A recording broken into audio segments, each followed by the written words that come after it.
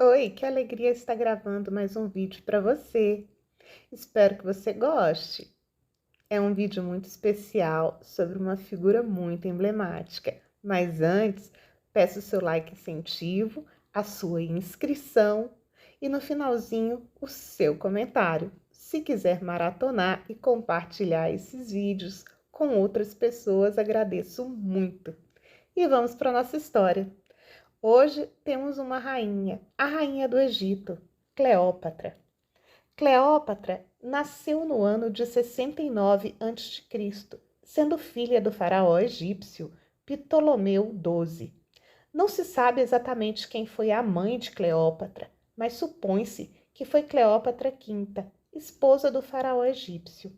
Ela nasceu em Alexandria, no Egito, mas era culturalmente grega.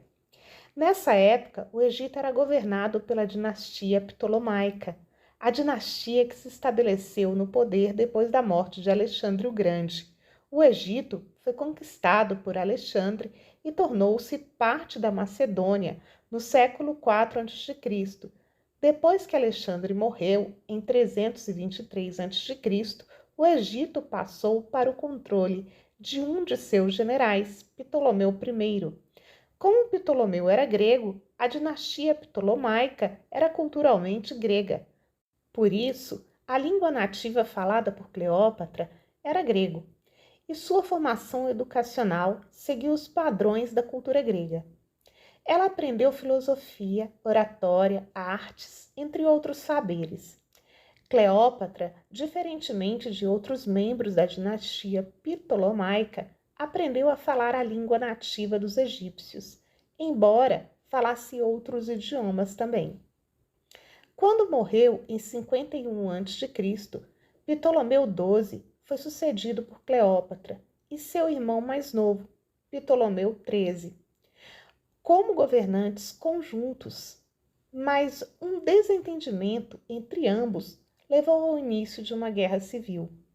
Algumas fontes dizem que, na verdade, Cleópatra e o irmão eram casados, prática muito comum entre a realeza do Egito Antigo. Esse tipo de casamento, inclusive, é apontado como a causa de muitos problemas congênitos e muitas mortes prematuras entre os reis egípcios. Cleópatra enfrentou vários problemas prementes e emergentes pouco depois de assumir o trono. Estes incluíam a fome causada pela seca e um baixo nível das inundações anuais do Nilo. Herdando as dívidas de seu pai, também devia à República Romana 17,5 milhões de dracmas. Por volta de 29 de agosto de 51 a.C., documentos oficiais começaram a listar Cleópatra como única governante, prova de que ela havia rejeitado seu irmão Ptolomeu como co-governante. 3 anos após assumir o poder, Cleópatra entrou em uma guerra civil contra os ministros do irmão e enfrentou sérias intrigas palacianas, contrariando os planos dos conselheiros reais que conseguiram afastá-lo do trono. Sedutora e inteligente, Cleópatra resolveu pedir auxílio a Júlio César, ditador vitalício de Roma, a maior potência mediterrânea da época, que fora ao Egito, perseguindo seu rival Pompeu. Conta a história que Júlio César se recolheu em seus aposentos para pensar a melhor forma de ajudar Ptolomeu. Dias depois, recebeu um tapete enrolado e, ao abrir, encontrou Cleópatra, que, jovem, bela e esperta, ofereceu-se a ele em troca de ajuda às suas pretensões políticas.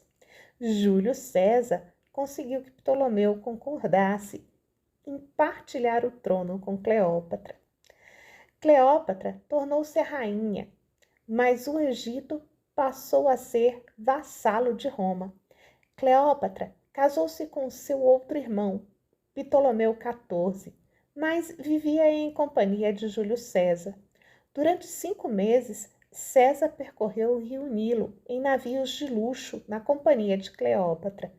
De sua relação com Júlio César, nasceu Ptolomeu V César, conhecido como Cesário, seu primeiro filho. Ambiciosa, cercada de luxo e grande estrategista, entre seus projetos, Cleópatra incluía fazer do Oriente um império dos Ptolomeus, com capital em Alexandria.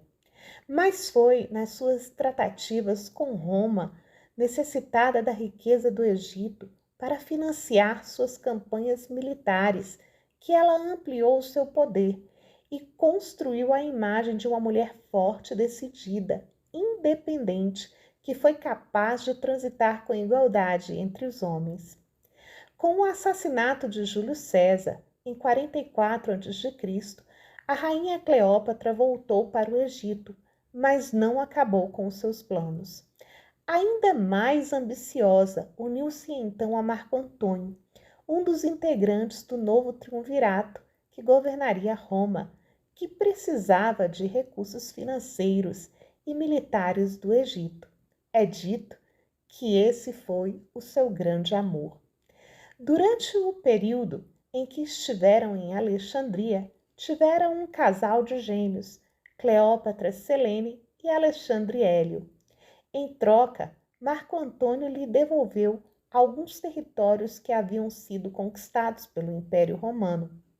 A disputa e as rivalidades entre Lepto, Marco Antônio e Otávio, sobrinho de Júlio César, pela supremacia do poder, terminaram em guerra entre Marco Antônio e Otávio. No ano 31 a.C., na Batalha de Actium, Marco Antônio foi ferido e perdeu a vida. Cleópatra, vendo seu poderio destroçado pela intervenção de Otávio, a quem ela não conseguiu atrair, se suicida, deixando-se morder por uma serpente. Essa versão de sua morte é, na verdade, meio lendária e não comprovada historicamente. O Egito foi anexado ao Império Romano e Otávio tornou-se primeiro imperador de Roma. Espero que você tenha gostado do vídeo. Agradeço a sua companhia. Te espero no próximo vídeo. Até lá!